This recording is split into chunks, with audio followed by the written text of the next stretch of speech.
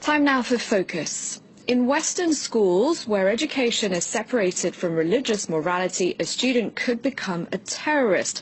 The words of the principal of a school in India funded by Hindu nationalists. Their influence has grown since Prime Minister Narendra Modi came to power.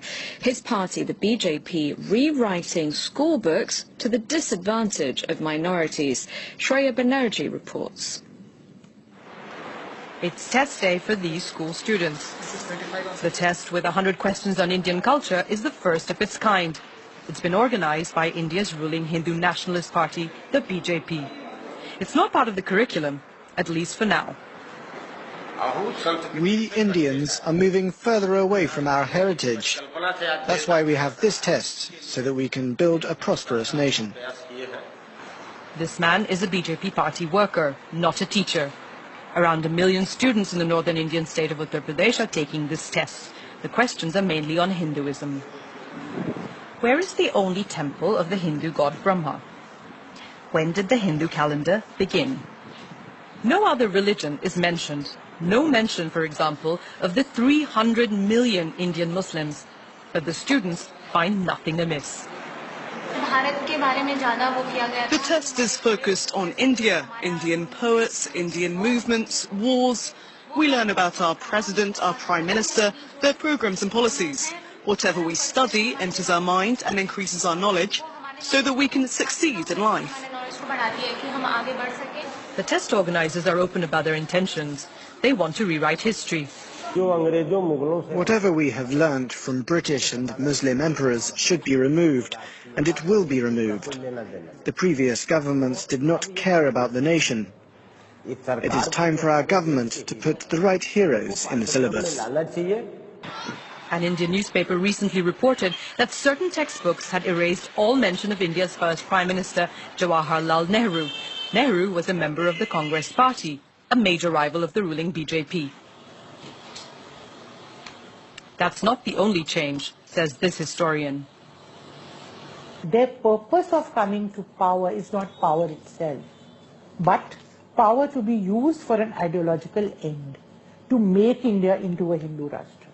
They successfully changed a very large number of history and other social science textbooks. It is a very distorted vision of the past, a wrong vision of the past, a wrong understanding of the past, which they are trying to impose on the present. The education system is a very important means of changing the mindset of society, particularly the young. RSS has always tried to catch them young. The RSS was founded in the 1930s in India. The Hindu paramilitary organization is very vocal about its anti-minority stance. And the Indian Prime Minister Narendra Modi is one of its members. The group is looking to erase centuries of Muslim presence in India. Symbols of that time are still very visible in the country. This is a school fully funded by the Hindu nationalists. The RSS says there are at least 12,000 of these in India, with 3.5 million students. Every morning, the children begin their day with a prayer.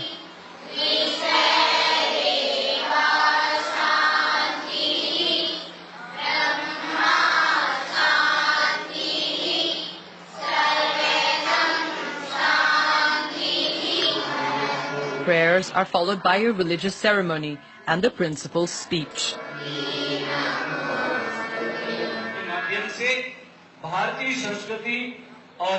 The students do the same exercises every day.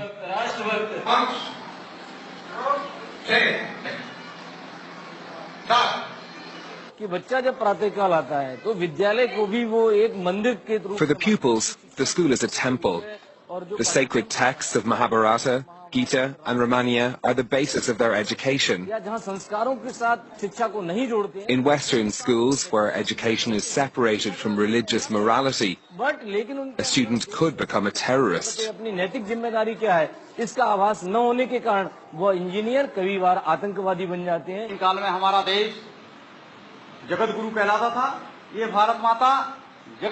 A narrative that glorifies Hindus and casts minorities as outsiders.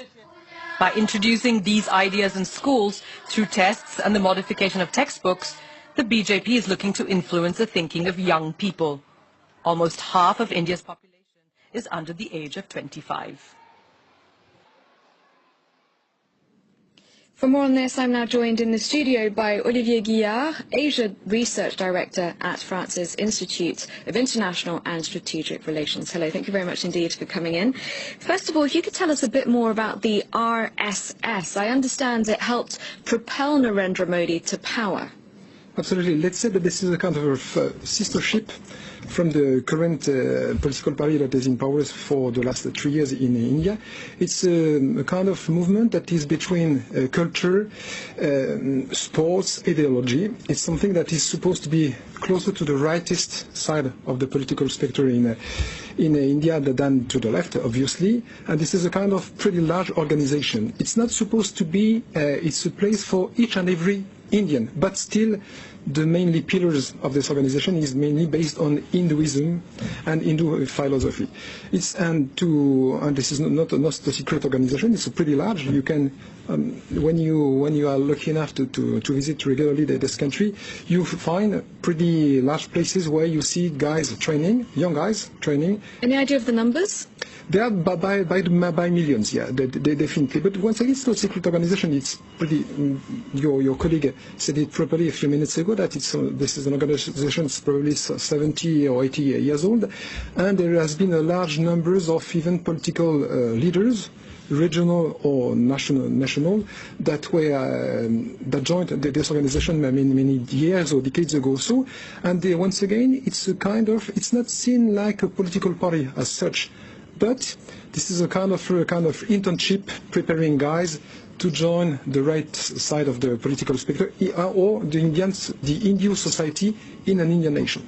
So how many members of the current government do you think are there who were once members of the RSS, and how crucial a role does it play in the government now? This is quite an interesting issue. I don't have exactly the numbers in mind, but I would say that probably over 1 people out of 2 in this government on the national basis. Where regionally, once again, we need to remember that India is a federation, federalist countries. Each and every of the 30 states has quite a different type of local government with different kind of competencies. But at the national level, in the current government, that is an Hindu nationalist government, it's not. As such, this is not a crime to have such an agenda. I mean, so they came to power peacefully. Narendra Modi 3 years ago won the general elections very easily, with such a numbers that we have not seen such a success for at least 30 years in the country. So there has not been any crime, they arrived by the vote in what India is called the largest democracy in the world. It's not for nothing. At the moment, let's say that around Narendra Modi, which remains extremely popular 3 years after arriving to power, he has a lot of people around him that do belong from a close side or from a longer side to this Hinduism movement. Because you say, yes, democratically elected, but you mentioned crime, and there has been a rise recently in religiously motivated violence. Is that not in part because of the intolerance towards minorities that the BJP is displaying, and really not hiding in any way? That could partly explain the situation. After that, you just need to look 10 years ago, 20 years ago, 30 years ago. I was a student in this country 30 years ago. There were already in ethnico-religious confrontation and violence between Hindu and Muslim, between Hindu and Christian, between Christian and others. So it's part of the story of this 1.3 billion population. And to be really frank, there has not been the numbers that have not been multiplied by 2, 3, or 6. No, there is a sort of slight trend to see more ethno-religious violence. It's not about crime, it's about confrontations. But once again, it's part of the story of the modern India. What about dissent, though, cracking down on dissent? So recently there was a high-profile journalist who was killed, and she was a critic of Hindu nationalism. Is that not something that is peculiar to recent times and the atmosphere at the moment in India? I don't believe so. I mean, if this is based only on one fact, it's not enough. It's not a scientific perspective. Just think about something. Mahatma Gandhi, the philosopher behind the modern vision of India, was killed by an Hindu fundamentalist. So it was 70 years ago. So I have not seen in this country that has probably one of the largest and freest press situation in the world, I have not seen such a huge tsunami or surge of such crime. It's a sad story, but still, we cannot say that the situation today is so complicated in India for the journalists. It's not the case. It's probably one of the freest press in the whole Asian region. So the wider population still very much supports Narendra Modi? Definitely, yeah. All right, thank you very much indeed. We'll have to leave it there, Olivier Guillard. Thank you for your time. Thank you for watching. I'll be back at the top of the hour with the full news roundup.